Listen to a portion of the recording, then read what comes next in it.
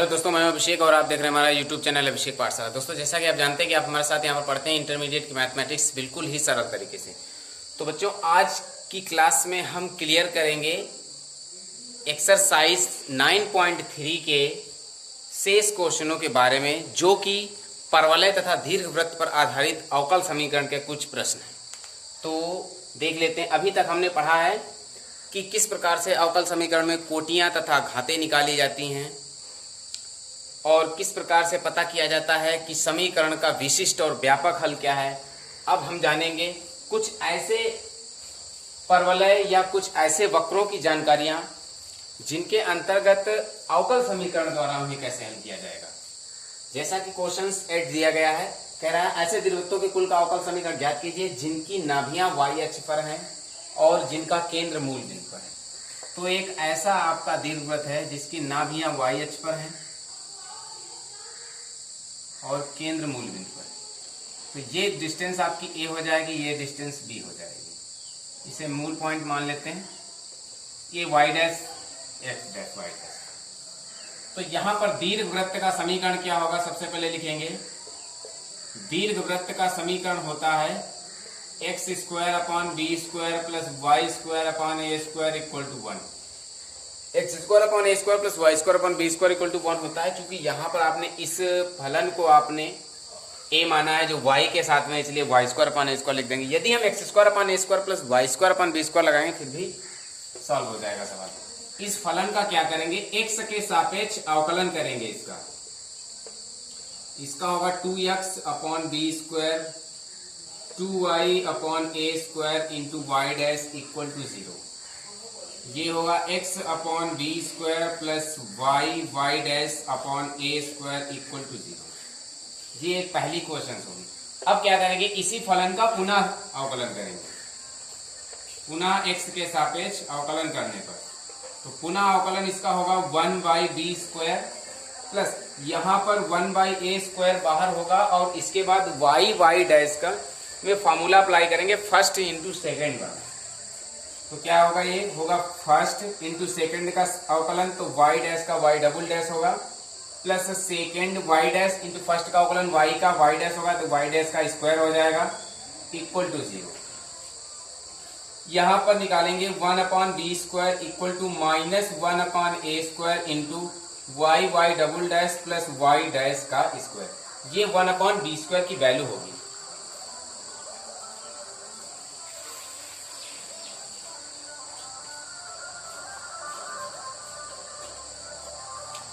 अब क्या करेंगे, 1 अपॉन बी स्क्वायर की जो वैल्यू निकली है उसे हम रखेंगे इक्वेशंस नंबर फर्स्ट में।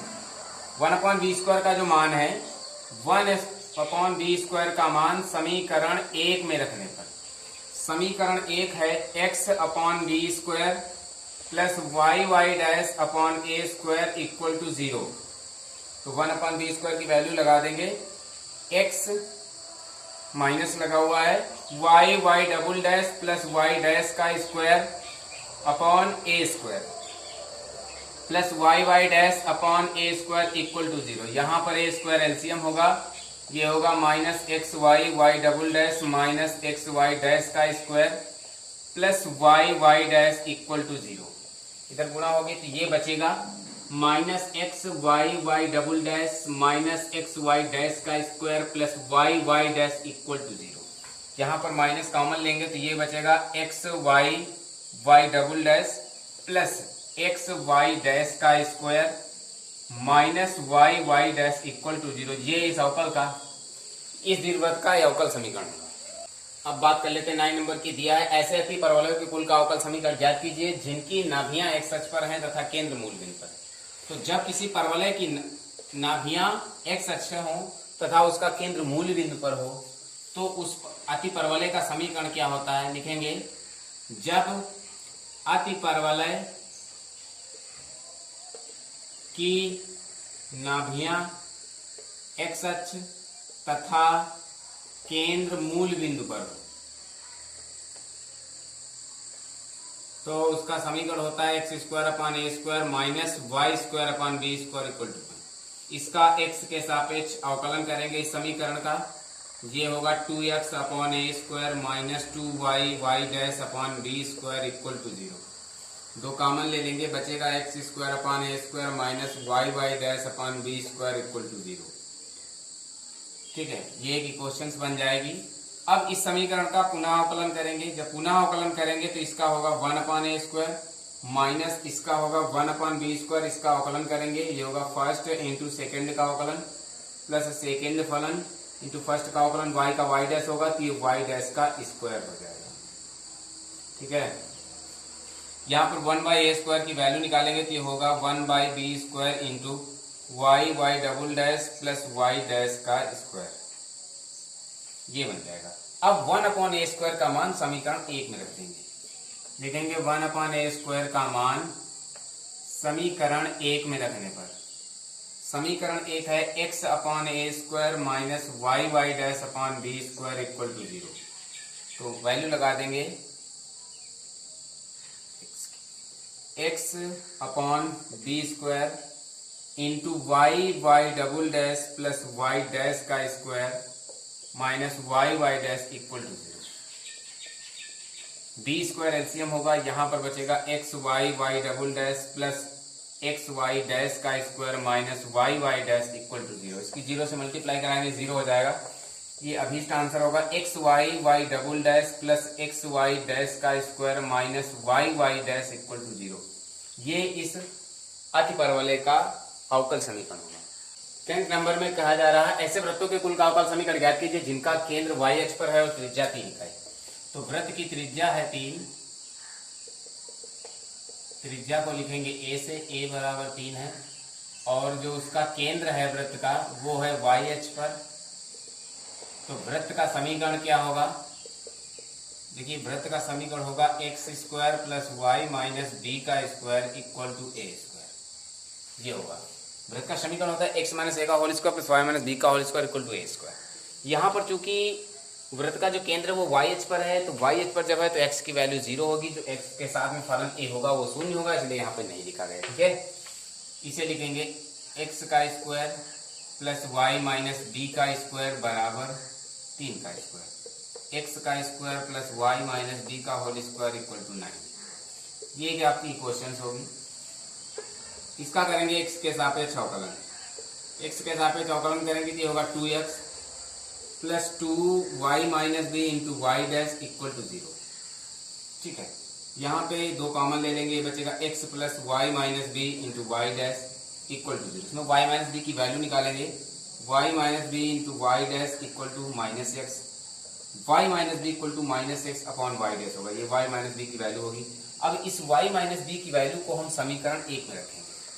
लिखेंगे y माइनस बी का मान समीकरण 1 में रखने पर, समीकरण 1 को नोट करेंगे, x का square plus Y minus B का होल स्क्वायर इक्वल टू 9। तो ये होगा x का square plus Y minus B equal to है minus X by Y dash का स्क्वायर इक्वल टू 9। तो ये बनेगा x का स्क्वायर प्लस ये हो जाएगा x square upon y dash का square equal to 9।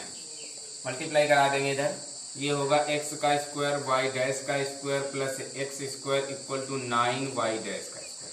9 y dash के स्क्वायर को इधर ले लेंगे, ये होगा एक्स स्क्वायर वाई डैश का स्क्वायर माइनस 9 वाई डैश का square plus x square equal to 0। इसमें वाई डैश का स्क्वायर कॉमन ले लेंगे, हाँ तो यहाँ बचेगा एक्स का square minus 9 plus x square equal to 0। ये होगा वृत्त का अभीष्ट अवकल समीकरण।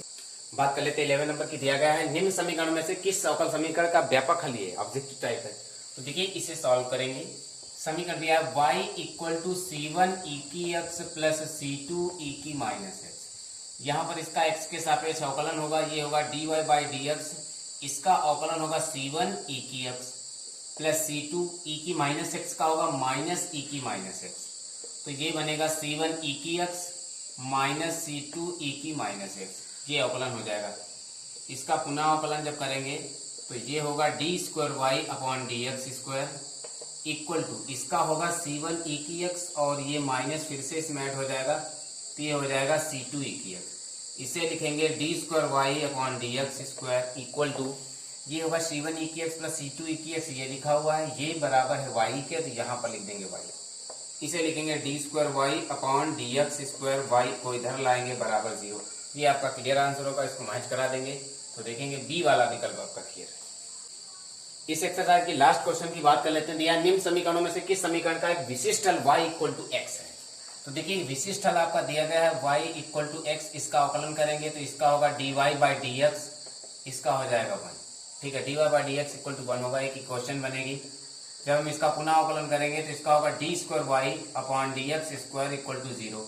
ये एक दूसरी क्वेश्चन बनेगी।